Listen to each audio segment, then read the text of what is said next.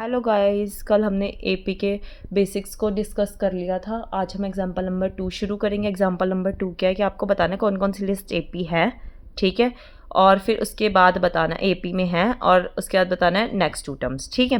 अब next term 2 terms तो आप तब बताओगे ना भाई, एपी में पहले कैसे फाइंड आउट करोगे। एपी में जब होगा ना, जब उनका कॉमन डिफरेंस सेम होगा। एपी का यही तो मेन वो है, अगर कॉमन डिफरेंस सेम है तो वो एपी में है, वरना नहीं है। तो पहले कॉमन डिफरेंस निकालो, फिर कह दोगे हाँ एपी में, उसके बाद नेक्स्ट की 2 टर्म्स निकालना ईजी हो जाएगा आपको, ठीक है। जैसे मान लो A1 ये है, A2 ये है, A3 ये है, A4 ये है।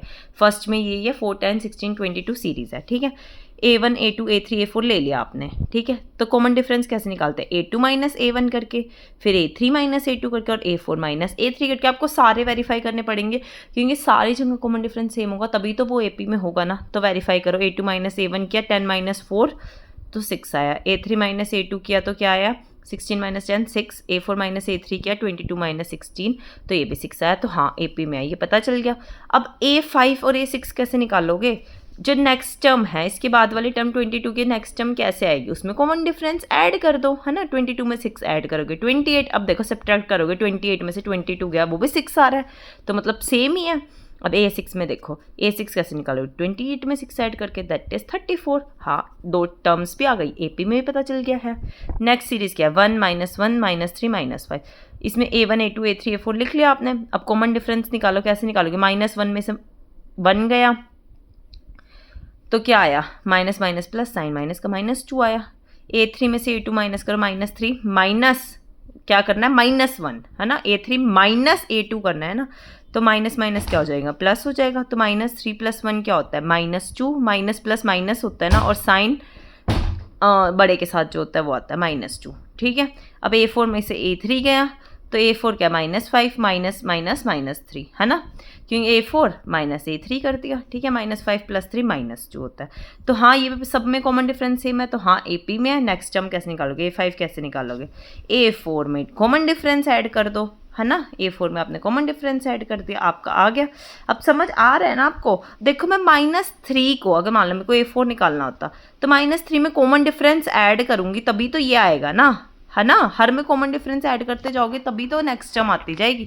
तो ऐसे ही मैंने A5 में कॉमन डिफरेंस ऐड किया तो नेक्स्ट टर्म आ गई, और फिर A6 में कॉमन डिफरेंस ऐड किया तो उससे नेक्स्ट टर्म आ गई।